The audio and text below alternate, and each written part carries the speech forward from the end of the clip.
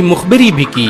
मुसलमानों ही अंग्रेजों के खिलाफ सबसे पहले हथियार उठाए। 1772 में शाह अब्दुल अजीज ने अंग्रेजों के खिलाफ फतवा देते हुए ऐलान किया कि अंग्रेजों की गुलामी हराम है और हर मुसलमान पर फर्ज है कि वो अपने मुल्क और देश की आजादी के लिए खुद को कुर्बान कर दे। 1857 में होने वाले विद्रोह की प्लानिंग एक मुसलमान मौलवी अहमदुल्लाह शाह ने की थी। वो भारत के अकेले इंसान थे जिन पर अंग्रेजों ने 50,000 रुपए का इनाम रखा था। यह रकम इतनी बड़ी थी कि राजा जगन्नाथ ने पैसों की लालच में आकर अहमदुल्लाह शाह की मुखबिरी कर दी और अंग्रेजों ने उन्हें शहीद कर दिया। बहुत कम लोग जानते हैं कि 1857 में शहीद होने वाले 90% लोग मुसलमान थे। जालियांवाला बाग में जनरल डायर की गोलियों का निशाना बनने वाले अधिकतर लोग भी मुसलमान थे। भारत की आजादी का नेतृत्व करने वाले संगठन इंडियन नेशनल कांग्रेस के 9 से अधिक प्रेसिडेंट मुसलमान रहे।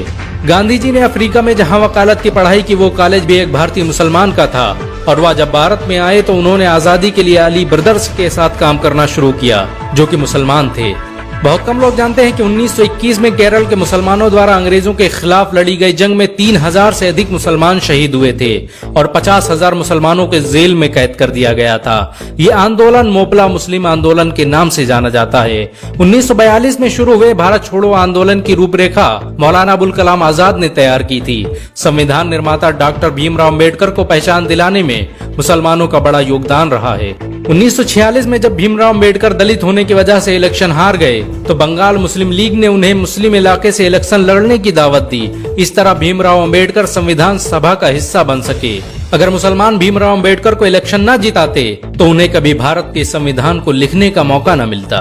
भारत की आजादी के लिए सबसे ज्यादा लेख, शायरी, गीत और किताबें मुसलमानों ने ही लिखी। अल्लामा इकबाल के जरिए लिखा गया सारे जहां से अच्छा आज पूरे भारत में गाया जाता है। आपको ये जानकर शायद हैरानी होगी कि देश के लिए शहीद होने वाला पहला पत्रकार मौलाना मीर बाकर एक मुसलमान था। भारत की आजादी के लिए मुस्लिम राजाओं और महाराजाओं ने अपने खजाने खोल दिए।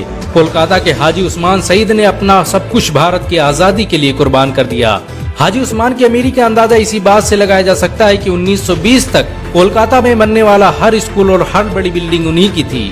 कोलकाता के पहले सुपर स्टोर कैश बाजार की बुनियाद हाजी सईद ने ही रखी थी, लेकिन बाद में उन्होंने अपनी सारी दौलत देश को दान कर दी और खुद एक किराए के घर में रहने लगे।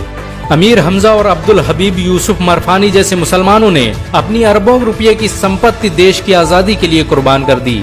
सुभाष चंद्र बोस द्वारा अफगानिस्तान में स्थापित की गई सरकार में 9 में से 5 मंत्री मुसलमान थे। भारत की आजादी के लिए देश भर में मौजूद मस्जिदों को किलों की तरह इस्तेमाल किया गया। इन मस्जिदों में सुबह शाम हर वक्त भारत की आजादी के लिए ऐलान हुआ करते थे। आजादी के वक्त कोई मस्जिद ऐसी नहीं थी जिसकी दीवारों पर मुसलमानों का खून न लगा हो। इन सब के अलावा ऐसे करोड़ों मुसलमान हैं जिन्होंने भारत की आजादी और उसकी अस्मिता के लिए अपना सब कुछ कुर्बान कर दिया। सच तो ये है कि भारत की आजादी मुसलमानों के बगैर मुमकिन न थी। भारत आज भी आजादी के लिए मुसलमानों का एहसानमंद है। अगर एक मुसलमान होने के नाते आपको गर्व महसूस हुआ हो तो इस वीडियो को लाइक और शेयर जरूर करें। ऐसी और वीडियो को देखने के लिए हमारे चैनल को सब्सक्राइब करें, घंटा जरूर दबाएं।